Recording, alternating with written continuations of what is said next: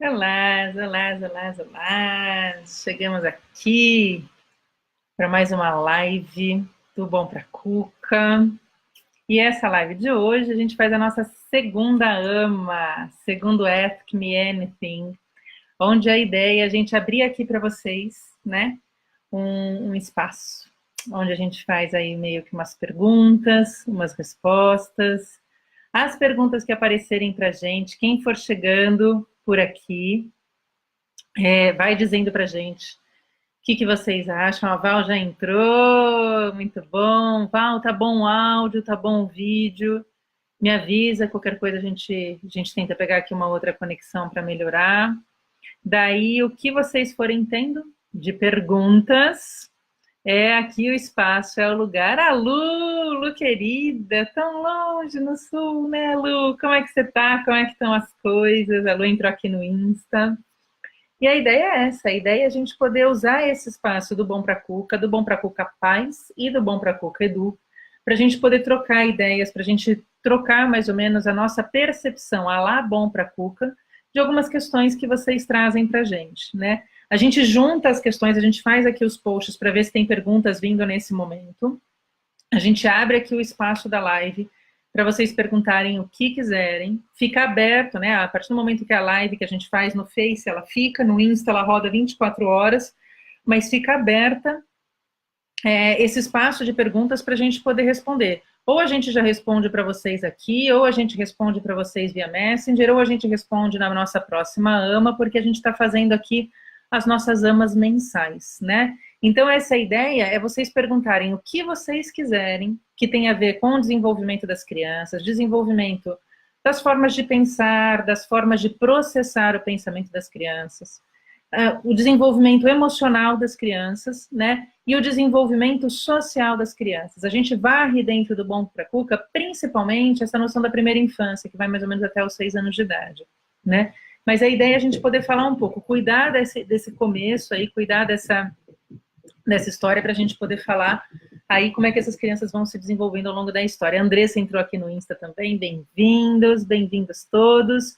E vamos começar com as nossas questões à la AMA. Então, vou trazer para vocês aqui algumas questões que a gente teve pelo Messenger e vou trazer também uma questão pessoal aí. Eu tô com 2 perrengues pessoais que eu acho que eu tenho que me perguntar aí algumas coisas e vou aproveitar o espaço da AMA, porque eu acho que falar em voz alta faz a gente escutar algumas coisas às vezes, né? Quem sabe? E daí a gente inverte, daí vocês me respondem um pouco algumas coisas a respeito disso. Vou começar pelo mais fácil, que é a gente poder falar das perguntas que a gente recebeu e termina com o mais difícil, né? Então, a primeira pergunta veio da Amanda Amaral, do Espírito Santo. E ela coloca pra gente: olá, gostaria de saber sobre a alfabetização nos anos iniciais. Meu filho está na fase pré-silábica e estou enfrentando dificuldades para ajudá-lo. Obrigada, né? A Val, nossa super Val, educadora de plantão, educadora de alma, né? Ela não consegue participar nesses horários que eu arranjo de live, porque é o horário que eu consigo ter aqui umas ajudinhas para o Theo, porque à noite ele ainda está sistematizando. Espero que em breve a gente volte. Quando o Theo fizer 4 meses e pouco, a gente conseguindo estabilizar bem a rotina do sono, que está indo bem, está indo muito bem. Quando a gente estabilizar, a gente volta para as lives à noite, porque daí a chance de interromper com o chorinho dele é menor. E de noite, eu sou mãe total ali para poder estabilizar essa rotina do sono para eles. Mas então, a Val não está aqui, mas eu vou tentar então, Amanda, colocar para você aqui, eu acho que algumas coisas para a gente ter um olhar, né? Então, primeiro que a linguagem é uma construção. Linguagem é muito mais do que a própria fala, linguagem é muito mais do que a leitura escrita.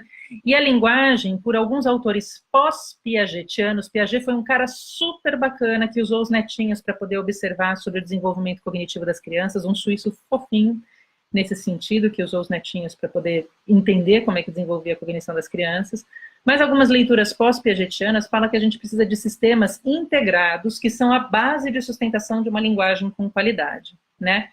Então, eu acho que a primeira coisa que a gente tem que pensar é sobre o desenvolvimento do seu pequeno, Amanda. Se esse desenvolvimento, desde o desenvolvimento neuropsicomotor dele. Então, por exemplo, se isso tudo funciona contento, na hora que ele sorriu, na hora que ele sentou, na hora que ele começou a engatinhar, na hora que ele começou a andar, né? Na hora que ele começou a falar, tudo isso foi transcorrendo dentro do que a gente espera, né? E tem uma leitura também, que é uma leitura específica dentro da fonoaudiologia, que é uma leitura mais holística, digamos assim, que olha de maneira mais ampla, que fala que nenhuma dessas fases que a gente estava citando aqui devem ser puladas. Então, uma criança não deve ficar sem engatinhar para ela poder desenvolver uma linguagem com qualidade, por exemplo, essa leitura da Padovan.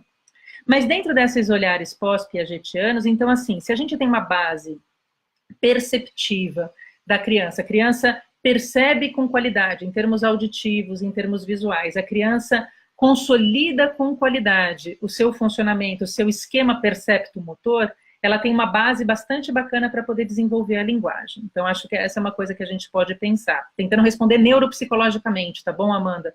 Eu não respondo aqui como educadora, como alfabetizadora. Então, estou te respondendo neuropsicologicamente.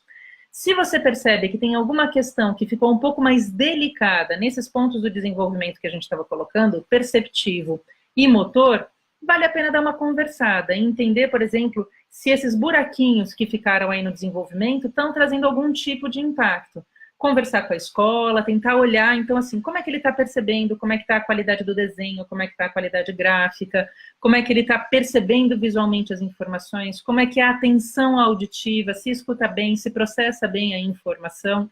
Às vezes o parâmetro da escola vai poder te ajudar a perceber, né? Outra coisa que eu acho que a gente tem que considerar, aí pensando na questão do contexto, é a questão da exigência, do que a gente espera, né? Se o seu pequeno está numa fase, nos anos iniciais da alfabetização, ele tem tempo, ele tem bala para poder gastar para uma alfabetização. A gente espera que a gente tenha uma consolidação, de fato, aquilo que a gente apresenta, sem erro, sem letra espelhada, um discurso assim, com começo, meio e fim, uma escrita estruturada, uma leitura fluida, a gente espera que ela vá se consolidando ali perto dos 9 anos de idade, mas ali a gente espera 9, 10 anos de idade, a gente espera que isso esteja mais ou menos ali pronto, nesse sentido, e claro que a gente vai ali de gotinha em gotinha fazendo isso acontecer com qualidade, né? Como? Quais são os elementos que vão ser influenciadores dessa consolidação da linguagem com qualidade? De novo, neuropsicologicamente falando e nessa leitura mais ou menos ampla. Além dessas questões perceptivas e motoras que a gente estava falando, para trazer uma qualidade no estabelecimento dessa leitura da linguagem, a criança tem que passar por um processo de alfabetização que seja ali dentro, de acordo com as possibilidades, inclusive de canais sensoriais, né? Então, se eu tenho uma criança mais auditiva, se eu tenho uma criança mais visual, quais são as estratégias de alfabetização que estão sendo utilizadas ali pelos educadores, e talvez valha a pena considerar, assim, se essa criança talvez vai se valer um pouco mais de algumas estratégias mais fonéticas, dar um pouco o som das letras para ela, né? Além da gente poder fazer a associação entre o grafema e o fonema, né? Entre o som e o que está escrito ali, será que se a gente começar a trabalhar com a ideia do som das letras, isso ajuda? E acho que tem um vídeo que você localiza no YouTube de um fono super querido, e a gente dou aula lá no centro dele, que é o Cefac, para quem não conhece, que é um centro de formação em fonoaudiologia, do Jaime Zorzi. Ele tem uma proposta alfabetizadora que chama As Letras Falam. Você consegue achar no YouTube, Amanda, um vídeo onde ele fala sobre o som das letras. E é interessante que, às vezes, crianças que estão com dificuldade no processo de alfabetização, nessa relação clássica, grafema-fonema, quando você começa a trabalhar mais com essa questão auditiva, com o som da letra, mais fonologicamente falando, as crianças, às vezes, dão um pulo do gato para conseguirem partir para essa evolução aí da questão da leitura e da escrita. Considera aí quais são as estratégias de alfabetização que estão sendo usadas com o seu pequeno e considera entrar com outras alternativas. De novo, eu acho que então tem um vídeo que você consegue achar com essa estratégia, só apresentando um pouco de maneira meio genérica essa estratégia do Jaime Zorzi, As Letras Falam, que você vai ver ali as letras cantadas para o seu pequeno poder pegar um pouco mais, né? E talvez, de novo, leva para a escola, troca com a escola. Eu acho que é um ambiente colaborativo, né? A ação de nós, pais, junto com os educadores, ela tem que ser colaborativa para o processo de alfabetização, nesse sentido. E aí entra um pouco uma referência minha, né? Quando a Ana estava na educação infantil, a proposta da educação infantil da Ana não era uma proposta de educação infantil alfabetizadora. mas pelo momento curioso das crianças, a escola, numa perspectiva construtivista, a partir do momento que o grupo escolar dela ali estava com vontade de aprender a ler e escrever, a educadora, que era uma educadora de alma, é uma educadora de alma, Renata Cavalcante, ela tem toda uma estratégia muito afetiva, muito lúdica, para poder estabelecer para as crianças essa introdução à leitura e à escrita. Desculpa o pessoal do Insta aqui, entrou uma ligação, estamos voltando, então tá bom. E olha que estava aqui, eu tiro tudo, né? Vamos ver se deu certo nesse sentido. Então, deixa eu ver aqui. Ih, não tá aparecendo para mim aqui no Insta. Tá. Mas vamos ver se dá certo. Ó, se alguém entrou, Rafael 91 Araújo, você está conseguindo me ver? RB Multimarcas, vocês estão conseguindo me ver aí no Insta, galera? Comentem para mim, que senão eu reinstarto para vocês aqui no Instagram. Mas então, por exemplo, a Bia Griel, gente. Então, vê se vocês estão conseguindo me ver e me ouvir, tá bom? Vocês me coloquem aqui no Insta, qualquer coisa a gente restarta. Mas, obrigada, porque ficou preta a minha tela aqui para mim. Então, a ideia, por exemplo, nesse sentido, né? Então, vamos começar a trabalhar. Então, ela ali, no final da educação infantil, começou a apresentar de maneira muito lúdica, muito prazerosa, a introdução das letras, desse mundo escrito, né? Para as crianças ali no G5, do Grupo Escolar 5 das crianças. E eu, como mãe desesperada, falei, nossa, que bárbaro, a Ana está começando a ser alfabetizada, vamos lá, vamos ler um pouquinho por dia. Olha que coisa fofa, né? Mãe neuropsicóloga, vendo o filho sendo alfabetizado, ela estava conseguindo fazer uma boa relação entre os grafemas apresentados, e eles estavam ali naquele momento de estabelecimento bastante silábico nesse sentido, né? E, poxa vida, vamos lá. Daí eu comecei a falar, filha, vamos ler um pouquinho por dia. No primeiro dia foi ótimo, mas é claro que isso é muito custoso. A cabeça dela ainda estava dando um nó. Era um jeito totalmente novo de pensar na relação com as palavras e tudo mais. Não bastou 2 dias de leitura fofinha na hora de dormir, que a Ana começou a rejeitar por completo. Não quero ler. Que chato. Falei, nossa, a minha filha que eu leio história para ela dormir desde muito cedo, desde uns 2 anos de idade, antes disso eu não lia muito, desde uns 2 anos de idade, eu leio desde muito cedo, ela adora, o momento da história era um momento meio sagrado, ele nunca entrou, a gente podia estar brigada, nunca tirava o momento da história e etc, nesse sentido. Ela começou a não querer aquele momento. Cheguei na escola e falei, nossa, o que está acontecendo, Renata? Tem alguma coisa muito errada aqui acontecendo. Ela então, né, ela de um jeito muito sutil falou que eu estava forçando a barra, né, e ela tinha total razão.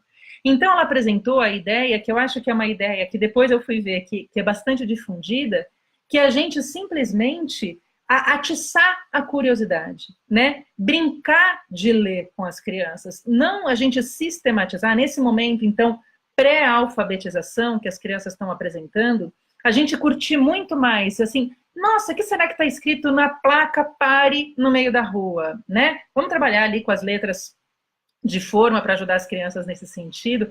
Poxa, o que será que está escrito aqui nesse rótulo? Que letra é essa? E será que a gente sabe, assim, começar a brincar? Quando a gente começou a entrar na brincadeira que a escola já estava apresentando para ela sobre a questão da leitura e da escrita, o negócio começou a decolar de outro jeito e uma relação afetiva positiva foi se estabelecendo com a proposta da leitura e da escrita, né? A gente teve um outro marco, então agora ela chega no ensino fundamental, então ela estava agora no ensino fundamental, ela está sofrendo, entre aspas, um pouco, porque ela tem outro nível de exigência agora para a questão da leitura e da escrita. No começo isso desestabilizou, deixou ela um pouco irritada, porque ela tinha lições, isso era uma coisa chata, mas assim, conforme a gente foi conseguindo trabalhar aqui algumas coisas, e é um dos pontos que eu quero chegar com vocês no final, foi fluindo um pouco mais, foi dando mais certo nesse sentido. Então, Amanda, tentando olhar neuropsicologicamente, eu acho que vale a gente pensar como é que está a construção pré-introdução da leitura e da escrita, se está tudo ok, né? Como é que está sendo feito esse processo de introdução da alfabetização, tantas estratégias fonológicas, gráficas, o modelo de alfabetização que está sendo utilizado, mas também a relação afetiva que está sendo configurada com a questão da leitura e da escrita, e a gente também se policiar, então aqui fazendo o meu meia-culpa, porque eu acho que o nosso nível de exigência, a nossa expectativa com a criança que está sendo alfabetizada, às vezes é levada lá em cima. A gente espera que eles sejam leitores como nós somos, ou algo mais ou menos próximo a isso. E a gente esquece que esse é um processo de longa construção. A gente não tem mais a memória de como foi a nossa construção de leitura e escrita lá no começo. Então, vamos pegar leve com eles um pouco nesse sentido, né? Para a gente poder empatizar um pouco mais. A gente não precisa ser conivente com as dificuldades, ao contrário, a gente vai ter que trabalhar, mas vai criando aí esses parâmetros para saber se é uma dificuldade mesmo, se você está tendo dificuldade, ou se não, tem algumas outras alternativas aí para você pensar. Combinado? Tem mais uma pergunta que é do Nelson de Azevedo, que eu acho que é uma pergunta super bacana, que levanta aí as nossas lebres atuais enquanto pais, né? Enquanto pais e enquanto educadores. Como desestimular as crianças? Então, Nelson de Azevedo pergunta, como desestimular crianças que não largam de eletrônicos, né? Então, esse mundo tecnológico, ele é um mundo que está aí, né? A gente não tem mais como voltar atrás, digamos assim. Então, ele é um mundo que faz parte nesse sentido. E como a criança, ela é ávida por novidades, e como essa é uma novidade muito tentadora, digamos assim, não só novidade, né, mas esse meio tecnológico, ele é muito facilitador. As crianças vêm, elas apertam um botão, elas estão acessando, elas estão vendo, elas não necessariamente vão ter filtro. Todo esse meio tecnológico faz uma tentativa de atrair as crianças para ele de uma forma geral, né? Então, assim, e do mesmo jeito que pode trazer muitas estimulações positivas, eu acho que tem muitos mecanismos, aplicativos, o uso das tecnologias, quando bem trabalhado, quando bem ponderado, é uma forma de estimulação positiva. Às vezes as crianças, elas desenvolvem, elas aprendem estratégias de raciocínio por meio de jogos, as escolas se utilizam disso, mas tem todo um quê que a gente tem que estar mais ou menos atento para que a gente não perca a mão nesse sentido, né?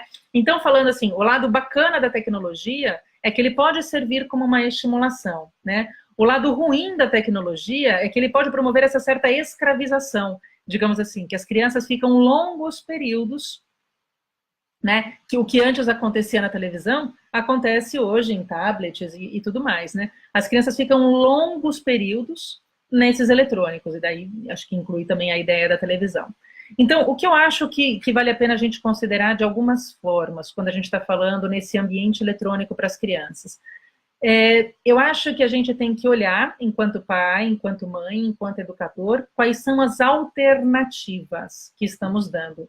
Porque, de novo, fazendo um meia-culpa, muitas vezes a gente se utiliza dessas estratégias eletrônicas para ocuparem as crianças, né? Então, as crianças estão ali entretidas nesse sentido, isso deixa a gente tranquilo de que a gente pode estar fazendo alguma outra coisa, vendo alguma outra coisa. Então, a gente tem que tomar cuidado para a gente não estar fazendo um mau uso desses eletrônicos com as crianças. Então, eu acho que vale a pena a gente gerenciar estratégias como o tempo de uso, né? O horário de uso, o tempo de uso. O uso de eletrônicos próximo ao horário de dormir é contraindicado por ser estimulante, psicoestimulante. Isso atrapalha a rotina de sono das crianças, por exemplo.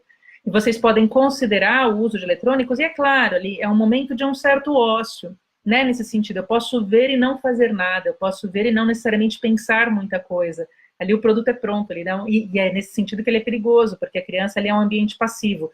Chega informação, chega propaganda nas crianças, elas estão ali recebendo aquilo de maneira muito passiva. A gente tem que tomar esse cuidado, mas restringir o uso, deixar isso de maneira limitada, e daí tem indicações de acordo com as idades. Tem profissionais que trazem a ideia de que até 2 anos de idade a gente não deve expor as crianças ao uso de eletrônicos e tecnologia. Entre 2 e 5 anos de idade deve ter um uso bastante pequeno. A partir dos 5 anos de idade pode ter um uso um pouco aumentado, sempre muito bem supervisionado, porque eles não têm essa capacidade crítica total e a gente vai aumentando paulatinamente, né? Eles tendem a perder a meta, eles tendem a perder a atenção, eles ficam ali tão absortos que eles não ouvem a gente nesse sentido, e a gente tem que modular positivamente essas situações. Então, controlem ali o tempo, prestem atenção na qualidade da informação que está sendo passada aos filhos de vocês, e fica aqui, acho que uma dica talvez interessante, hoje o YouTube, ele tem um aplicativo, ou tem um site do YouTube, que é o YouTube Kids,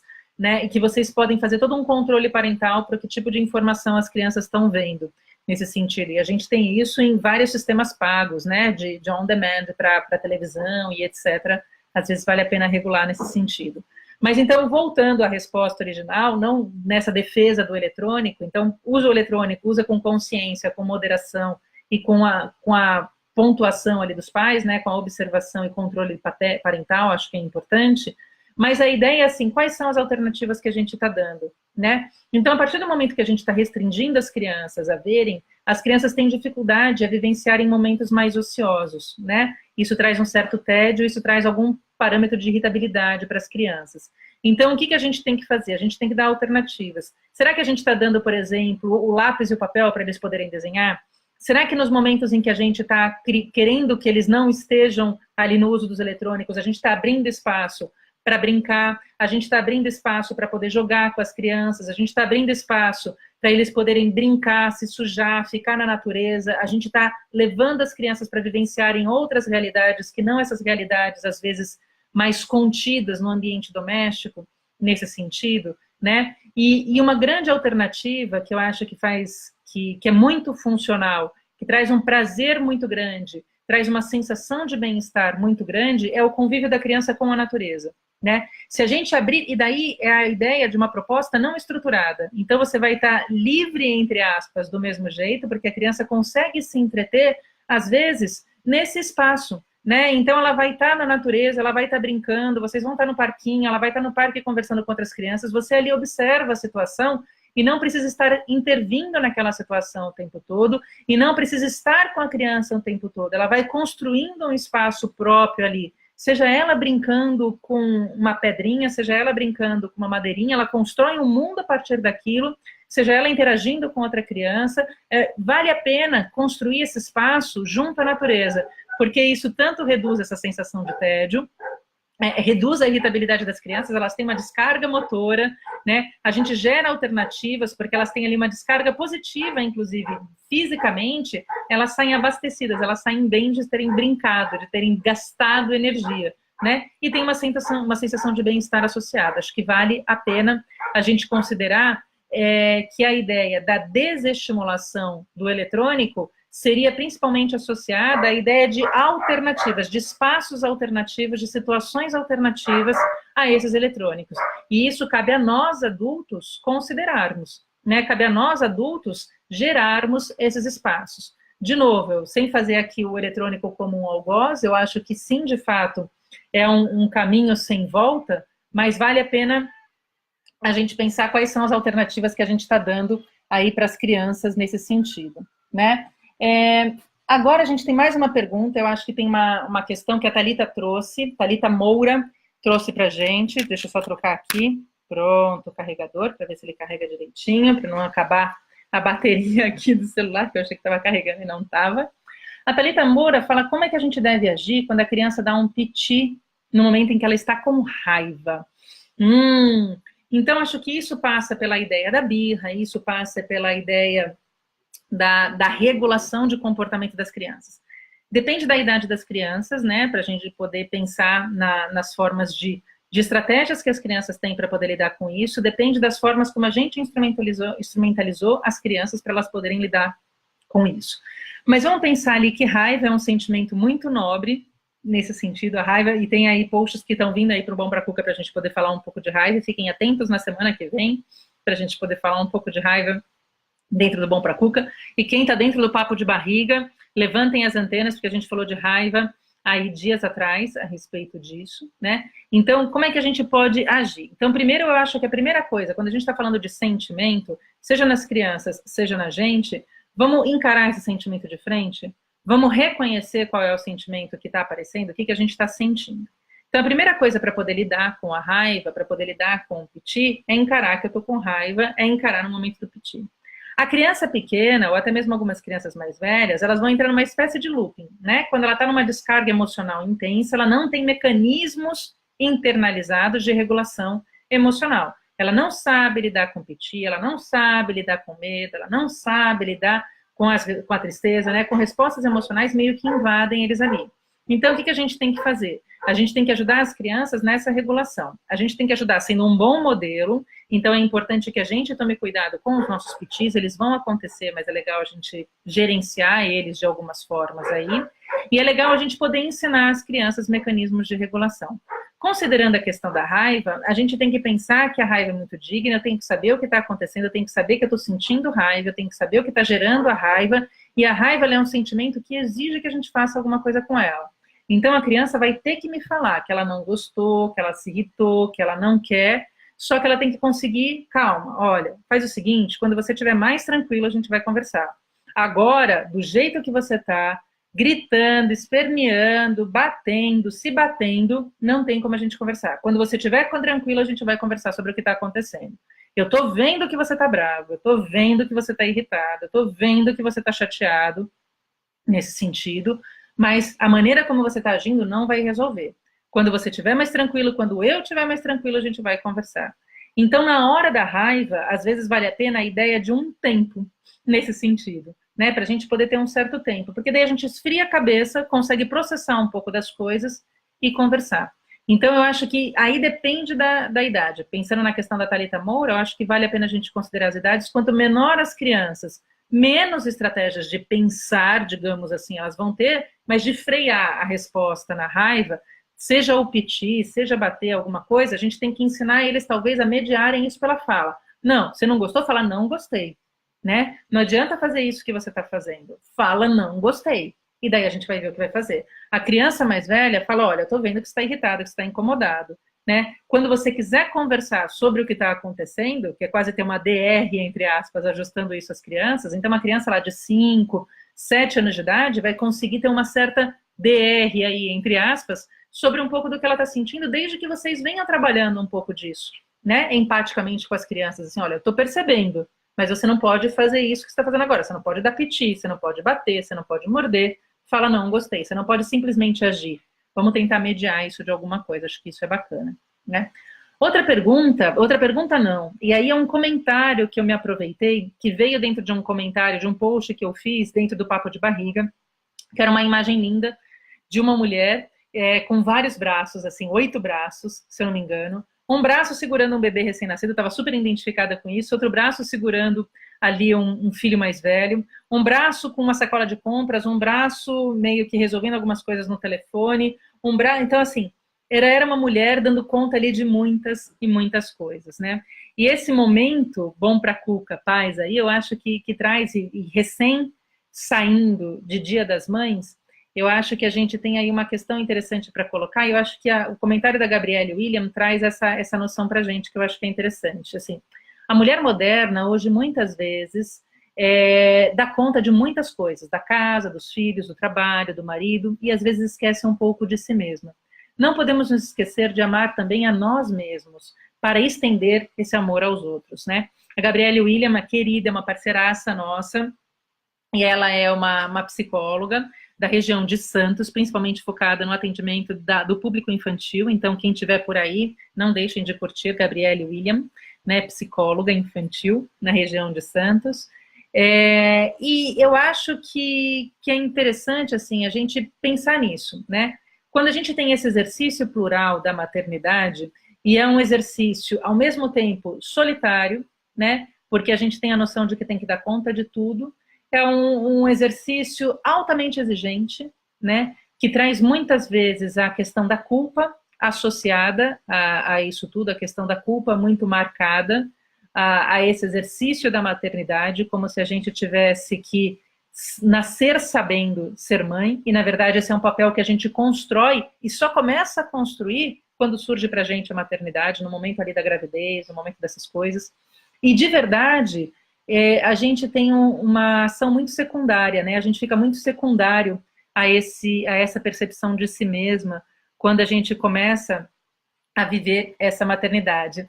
A Val, querida, do Colégio Novo Mundo, da Praia Grande, muito bom, Val, obrigada pelo carinho aqui no Insta com a gente, nesse sentido. E daí eu acho que vem aí um outro comentário. Ontem eu estava conversando com a Carla Kitts, que também é a nossa super querida parceira, a gente estava falando pelo WhatsApp, e ela trazendo ali as relações dela com a bebê dela, e eu trazendo as relações com o meu bebê, e a gente trocando ali elogios, rasgando seda e tal, porque ela está num momento super mãe, super intenso, super atenta, e está voltada para essa maternidade 100%, né? Eu estava colocando para ela, eu falei assim, poxa, que bacana, eu admiro muito essa ação que ela está tendo de estar voltada para a maternidade 100%. E daí ela falou assim, poxa, mas eu também admiro a sua ação, porque eu voltei a trabalhar, o Theo estava com 15 dias de de uma maneira ainda muito online, mas agora já está trabalhando full no consultório e tal, não na extensão do tempo que eu trabalhava, mas cobrindo a minha cartela de clientes, abrindo espaço aí para os novos atendimentos, mas todo o trabalho do Bom Pra Cuca, ela falou assim, nossa, e eu te admiro de você estar trabalhando e ainda cuidando do bebê. Então eu falei, e o que eu coloquei para ela, eu falei assim, mas eu acho que é mais fácil, entre aspas, fugir em alguns momentos desse exercício materno integral de um bebê não falante, na construção dessa relação, ele exige tanto de mim que tem horas que eu acho que eu preciso dedicar a algumas outras coisas que me trazem uma outra questão, uma outra identidade.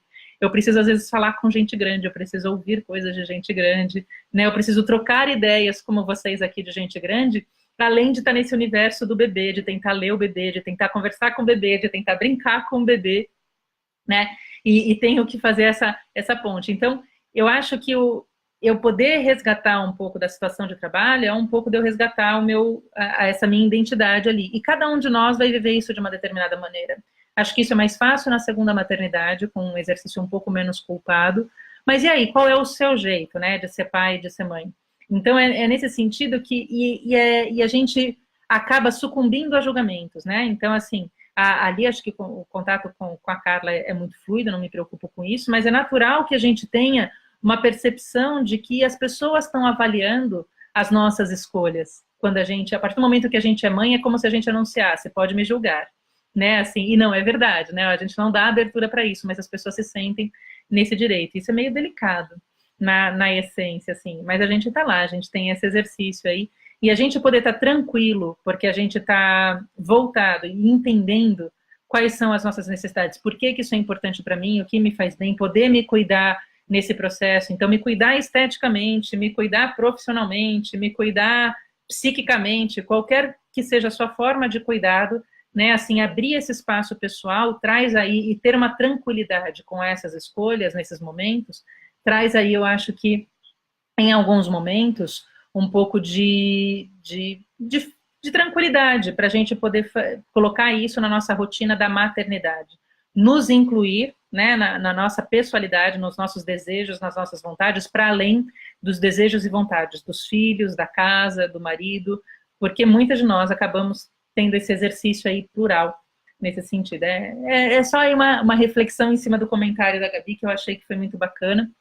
E para a gente poder ir meio que caminhando para o final dessa live, dessa AMA, eu tenho aqui duas perguntas da Daniele Rossini mãe, para a Daniele Rossini, psicóloga, para o Bom Pra Cuca. A Val não está aqui para poder me responder, mas vocês podem aí me dizer o que vocês acham. Eu acho que uma delas é parecida com a questão que a Amanda Amaral do Espírito Santo trouxe, né? Quando a gente está introduzindo os filhos nesse mundo escolar, né, no meu caso, na educação fundamental, a gente vivenciou aqui uma certa crise. E foi difícil ler essa crise aqui com a Ana, aqui em casa, porque foi uma crise que ela veio simultaneamente com o nascimento de um irmão mais novo, né? Ela já tem 6 anos, tinha ali o seu império construído e consolidado, e de repente veio ali um irmão mais novo para invadir, digamos assim, tudo isso, e a gente acho que estava muito atenta a esse processo. De verdade, esse processo foi fácil, né, da chegada do irmão, foi uma construção fácil, com muitas falas sobre ciúmes, com muitas falas sobre esse bebê não vir, sobre esse bebê não existir, né? E a gente foi trabalhando isso com ela, mas eu acho que esse quê de autenticidade, poder falar dessa emoção, seja da raiva, dos ciúmes, do medo, de tudo, foi muito positivo para ela.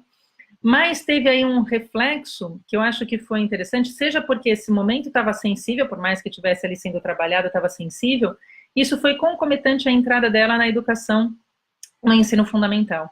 E nessa crise do ensino fundamental foi começado a exigir para a Ana, diferente do que era exigido no contexto anterior, uma estrutura muito mais formal, né, na relação ensino-aprendizagem, né? E ela vivenciou essa crise. E a partir do momento que a gente vê os filhos vivendo algum tipo de dificuldade, e é nesse ponto que eu quero chegar com vocês, essa dificuldade toca lá dentro na gente, né? Essa dificuldade passa a ser nossa, como a Amanda está colocando. O que a gente tem que fazer para ajudá-los nesse sentido? A gente não pode se omitir desse papel, mas tem um tanto que a gente consegue e tem um tanto que a gente não consegue, né? E acho que um dos pontos que a gente teve que trabalhar aqui era trabalhar, eu, no meu caso, né, nem falo isso pelo meu marido, mas falo isso por mim, trabalhar a minha expectativa, né? Porque, assim, casa de ferreiro, espeta de pau nesse sentido. Eu trabalho com neurociências, trabalho com desenvolvimento infantil, trabalho com estimulação cognitiva, né? Assim, qual era o meu crivo de expectativa em relação ao funcionamento dela, e ela obrigatoriamente não tem que dar conta da minha expectativa, ela tem que seguir no ritmo dela ali. Então, eu acho que eu fui me observando nesse processo, nessa crise dela, e não foi fácil, porque eu me frustrava, porque eu me incomodava, porque eu tinha dificuldade em ver as dificuldades dela nesse sentido, mas foi um ponto ali onde eu comecei a me observar e parar para pensar o que eu queria, o que eu esperava, o que acontecia, né?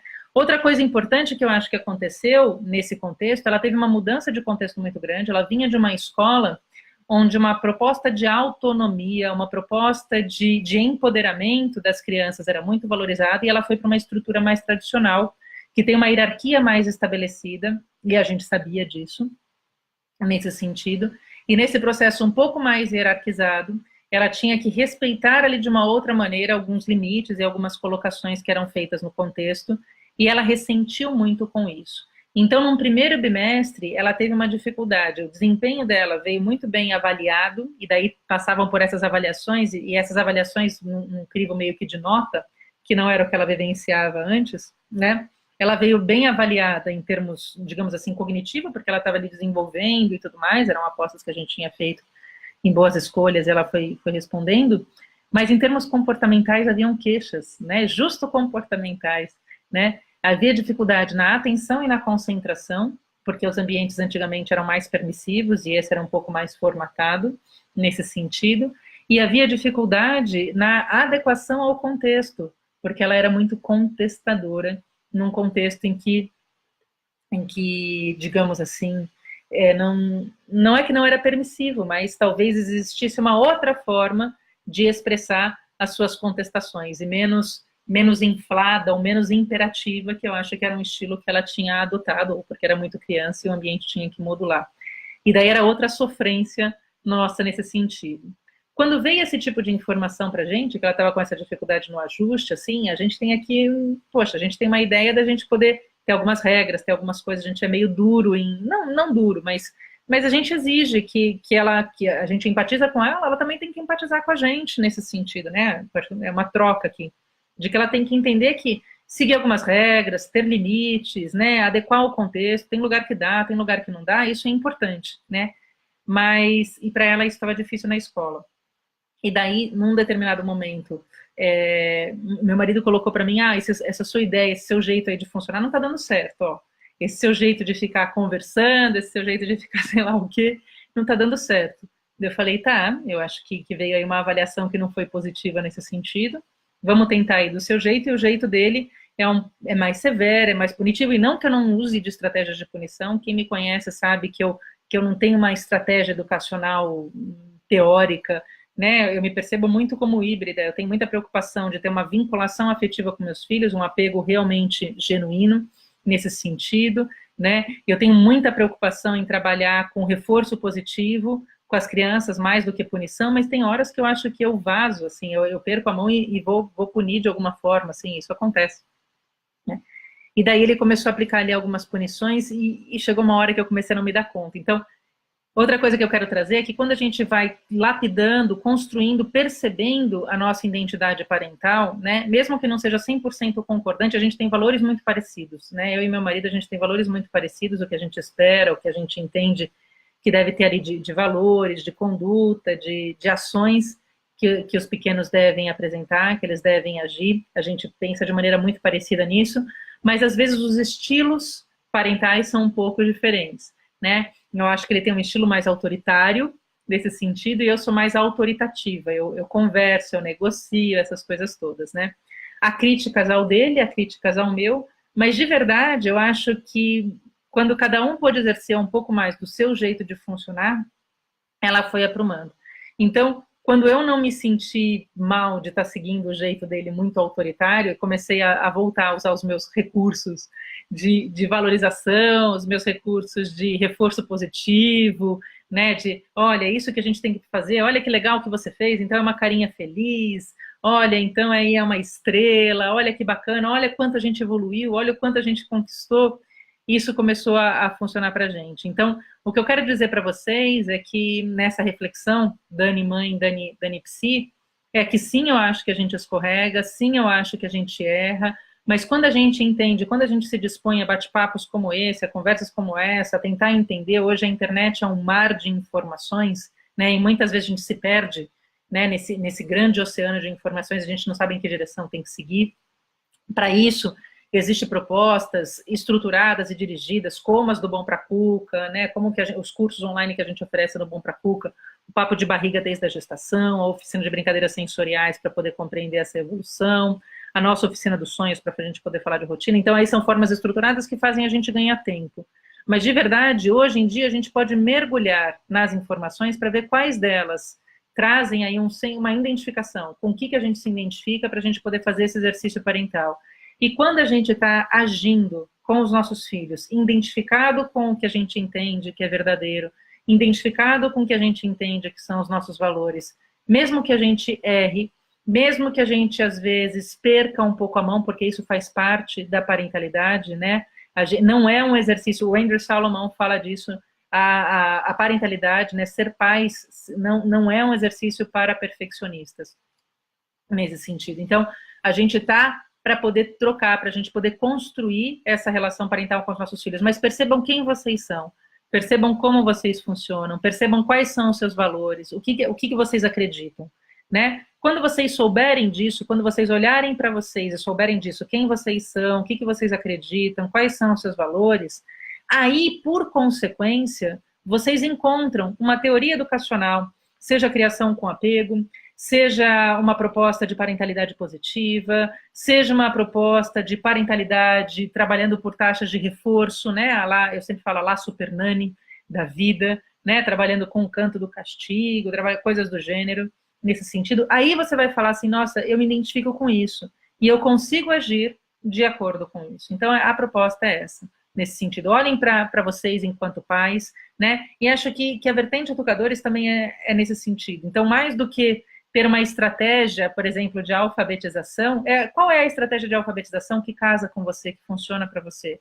Né? Olha para ela, entende ela, vê como você vai transformar ela, o seu veículo de atuação com o seu aluno, porque possivelmente essa vai ser a ferramenta que vai te fazer ser um observador ativo e entender como cada um dos seus alunos está sendo capaz de captar a sua informação e a sua mensagem. Então, é mais ou menos por aí. Certo? E ficamos por aqui, nessa nossa AMA. Obrigada mais uma vez por todo mundo que foi passando por aqui. Quem gosta, compartilhe, troquem essas informações, passem essas informações para frente. Para a gente, o nosso intuito é a gente poder chegar no maior número possível de pessoas por meio do Bom Pra Cuca. Bom Pra Cuca é esse projeto para a gente poder empoderar. A gente coloca aqui informações com qualidade. De novo, a gente tem toda uma proposta comercial associada ao Bom Pra Cuca, onde a ideia é poder estruturar e facilitar, né? E viabilizar, porque os valores são bem acessíveis dentro do Bom Pra Cuca, e viabilizar isso para o maior número possível de pessoas, né? Mas para a gente poder fazer isso, a gente quer trocar essas informações com qualidade, né? A gente quer levar para vocês essas informações com qualidade. Então a gente espera aí esses feedbacks de vocês, tragam sempre perguntas, tragam sempre questões, que a gente está aqui para isso. E vamos trocando aí ao longo desse mês, que na nossa próxima AMA a gente se encontra de novo para perguntas e respostas. Combinado? Obrigada mais uma vez pelo carinho, obrigada pela atenção, obrigada por quem passou. Gostou, compartilha, chama a gente, troca ideia e assim a gente segue. Beijo grande para vocês, viu? Até!